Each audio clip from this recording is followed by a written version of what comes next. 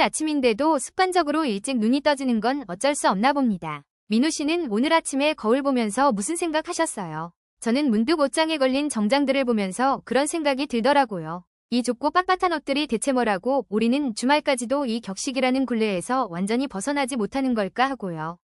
저도 비슷해요. 사실 경제학적으로 보면 가장 효율적인 건 가장 편한 옷을 입고 에너지를 아끼는 거잖아요. 그런데 우리는 사회적 활동을 할 때 기꺼이 그 불편함을 선택하죠. 역사학자들의 관점을 빌려보자면 이건 단순한 유행의 문제가 아니라 특정 시대와 사회 속에서 자신이 어떤 위치에 있는지 증명하려는 눈물겨운 노력에 가깝다고 해요.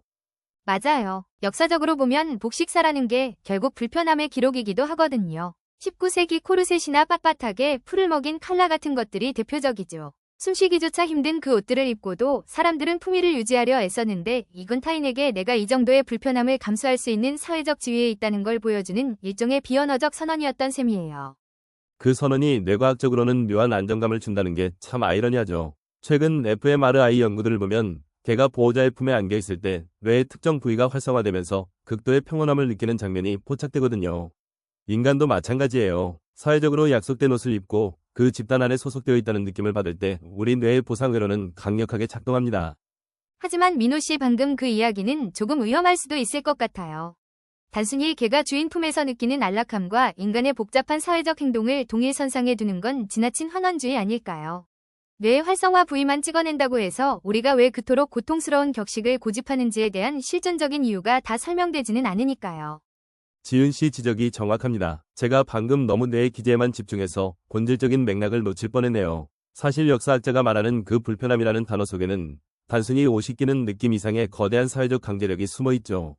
우리가 불편한 옷을 입는 건 단순히 소속감을 원해서가 아니라 그 옷을 입지 않았을 때 닥쳐올 사회적 배제나 낙인이 두렵기 때문이기도 하거든요. 바로 그 지점이에요. 우리가 흔히 진부하다고 생각하는 관습들이 사실은 가장 강력한 생존 전략일 때가 많죠. 심리학적으로 보면 사람들이 변화의 필요성을 뼈저리게 느끼면서도 결국 제자리로 돌아오는 이유도 여기에 있어요. 변화라는 건 뇌에게 있어서는 생존을 위협하는 불확실성 그 자체거든요. 익숙한 불편함이 낯선 편안함보다 훨씬 안전하다고 느끼는 게 우리 마음의 본능입니다. 오늘 사연을 주신 28세 대기업 사원분도 비슷한 고민을 토로하셨더라고요. 매일 아침 숨막히는 지하철에서 정장을 입고 출근하는 게 너무 괴롭지만 정작 캐주얼데이에 무슨 옷을 입어야 할지 몰라 더 스트레스를 받는다는 거죠. 이건 위지의 문제가 아니라 우리 뇌가 이미 그 불편한 질서에 최적화되어 버렸다는 증거이기도 합니다. 45세 중소기업 사장님 사연도 인상 깊었어요. 직원들에게는 자유로움을 강조하면서 정작 본인은 단 한 번도 넥타이를 풀어본 적이 없다고 하셨죠. 리더로서의 권위를 유지해야 한다는 강박이 그분을 그 좁은 칼라 안에 가두고 있는 거예요. 심리학자들은 이걸 변화의 면역력이라고 부르는데 스스로를 지키기 위해 만든 방어 기제가 오히려 성장을 가로막는 벽이 되는 셈이죠. 은퇴를 앞둔 63세 청취자분께서 아침부터 이런 이야기를 듣고 있으니 마음이 무겁다고 하신 말씀도 이해가 가요. 평생을 그 불편한 옷과 역할 속에서 살아오셨는데 이제 그 옷을 벗어야 하는 시점이 오니 오히려 정체성의 혼란을 느끼시는 거죠. 뇌과학적으로 보면 수십 년간 다져진 신경망이 한꺼번에 재구조화되어야 하는 엄청난 에너지가 필요한 작업이니까요.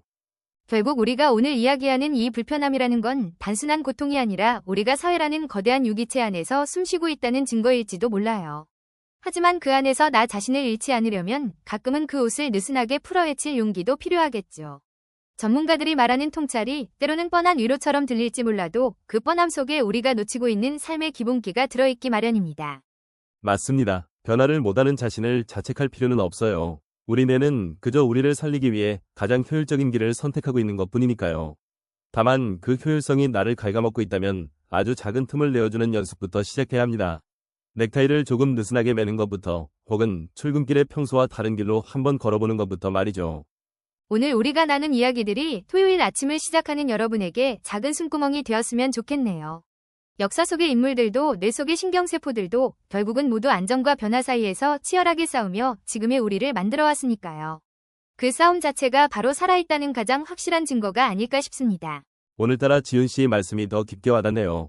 경제적 가치나 뇌의 데이터로 설명할 수 없는 그 너머의 인간다움을 다시 한번 생각하게 됩니다. 우리가 입고 있는 이 불편한 옷들이 언젠가는 나를 보호해주는 든든한 갑옷이 아니라 나를 표현하는 자유로운 날개가 될 수 있기를 진심으로 응원합니다. 어느덧 마무리할 시간이네요. 오늘 하루는 거울 속의 자신에게 조금 더 너그러워지는 시간을 가져보셨으면 합니다. 내가 왜 이 불편함을 감수하고 있는지 그 이유를 아는 것만으로도 우리는 이미 변화의 첫걸음을 뗀 것이나 다름없으니까요. 다음 시간에는 우리가 왜 타인의 시선에 그토록 민감하게 반응하는지 그 뿌리 깊은 심리에 대해 더 깊이 파헤쳐 보겠습니다. 오늘 함께 해주신 모든 분의 평온한 주말을 기원합니다. 여러분의 뇌가 오늘은 스트레스 호르몬 대신 기분 좋은 도파민과 세로토닌으로 가득 차길 바랍니다. 지은 씨도 오늘 하루는 그 멋진 정장 대신 가장 편안한 옷차림으로 푹 쉬셨으면 좋겠네요. 고마워요, 민호 씨. 여러분도 오늘만큼은 마음의 단추를 하나쯤 풀고 편안하게 숨쉬는 하루 보내시길 바랍니다. 우리는 때로 가장 편안한 상태가 아니라 가장 익숙한 불편함 속에서 비로소 자신이 누구인지 확인하곤 합니다.